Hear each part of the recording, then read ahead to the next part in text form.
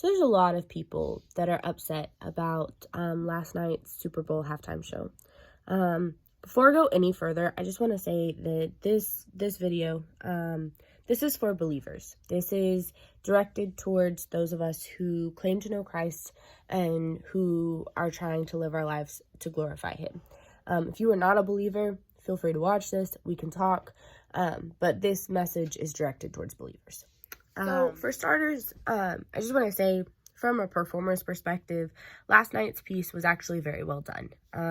Choreography, production, props, all of that. It was a lot of effort and work went into that. That was clear by how it was done, and it was very well executed. It was a well done, well performed piece. So kudos to everybody involved. You guys really did do a good job. I understand where people are coming from when they get upset because it was a rather raunchy piece. But here's my challenge to everybody today who has been upset about something, has been upset about what was put on the stage. The moves, the pole, the costumes. We do this every year. We, as a Christian society, or those of us who claim to be Christian, we get upset about what gets put out in entertainment, lasts for about a week, goes away, doesn't come back. I'm kind of tired of hearing all of the frustration about certain parts of entertainment. I'm tired of hearing about, oh, well, she should have covered up. Oh, well, how am I going to explain to my such and such that there was a pole on stage? When in reality, these issues are not entertainment issues. They are cultural and societal issues. Entertainment is not what shapes our culture. Entertainment is only a reflection of our culture. So when we watch the Super Bowl halftime, that's our society. That is the culture and society that we live in, whether we like it or not. And that's just the reality that we're faced with. So I understand people who are upset about it. I do. But at the same time, that is the least of our concerns, because that is simply a reflection of what the real problems are. And the real problems go so much deeper than that. We as a society love sex, and we do not value it. We love sex. We love to put it all over our billboards. We love to put it online. We love to talk about it. We love to make jokes about it. We love to fill our entertainment with it. You can't really turn anywhere without being bombarded by something sexual. But we have no value for sex. If you value something, you hold that tightly. You put boundaries around it. You're careful with who's allowed to touch it, who's allowed to be a part of it. You don't put it out for the world to see. You are very careful with the things that you hold dear and the things that are valuable to you. And we as a society, we don't value sex. That's obvious by how much we put it out there, by how open we are about sex lives, about even our bodies. The way that we just put ourselves out there, it is a reflection of the fact that we do not value sex. And here's the deal. Sex creates life. So you cannot if you do not value sex, then you do not value life. And if you do not value life, you do not value sex. The two things go together. And if you look at our society, you can see both things. We are a society that does not value life. Our suicide rate is through the roof, and it keeps getting worse and worse for younger and younger ages because we don't value life. And because of that, we don't value people. Abortion rates, there's so much that reflects that we don't value life. Even just in our crime rates, we are a society that has no value for life.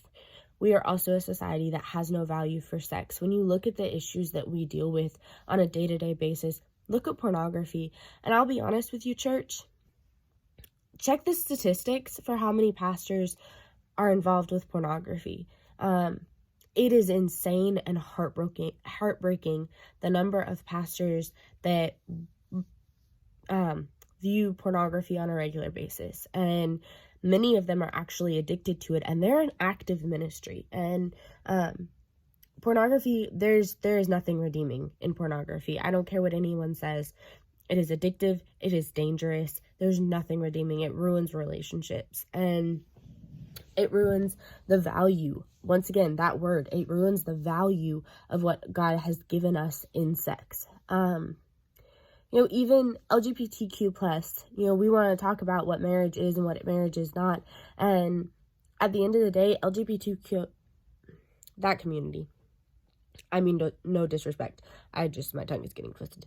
That community, before that is a love issue, that is a sex issue. That is people who are dealing with attraction to other people, and they are not physically or sexually attracted, so they go looking elsewhere. That's a sex issue before it's a love issue. Abortion, before it's a life issue, it's a sex issue. So when we look at our society, we look at our culture, that's beautiful that you're upset about the pole on the stage last night. I get where you're coming from. That is the least of your concerns. And if you want to do something to change what the Super Bowl show looks like in the future, you have to do something about how our culture values sex. Because I'll be honest with you, if your child is any younger or any older than 9 or 10 years old, last night was probably not their first exposure to a pole. It was probably not their first exposure to something of that kind of sexual nature. That is commonplace in our society. So as much as I would like to say that your fourth grader has never been exposed to something sexual before, that was probably not their first time. And I hate for you that you have to go and explain this to them and try to instill in them this is wrong. But at the end of the day, it's all about what we value. So if you want to change what the Super Bowl show looks like, don't sit on your butt and complain about it. Don't post on social media about it. What are you valuing? Do some internal reflection. What are you valuing? What values are you putting into your children? And what values are you living out? Because it's not just about what you say, what you do, what you preach. It's about how you live. Do you value life? Do you value people? Do you respect people in your behaviors and actions? Do you love people wherever you go? Are you a reflection of the life and love of Christ? Or are you just going through the motions? Where is your heart at? Because at the end of the day, this is not about a Super Bowl halftime show. This is about life. This is about how much do we value people. Because our value of life and our value of sex are equally intertwined. They go together. You cannot value one and not value the other. You either value both or you value neither. And right now, our society values neither. So where do you stand in that? And how does your life reflect that you value life, that you value sex from a godly biblical perspective? Before you post another thing on social media, check yourself, check your own life, check the people around you, check your family, check your kids, check your husband, check your wife, check your siblings. Where do you stand in valuing life? Because if you value life, you will value sex.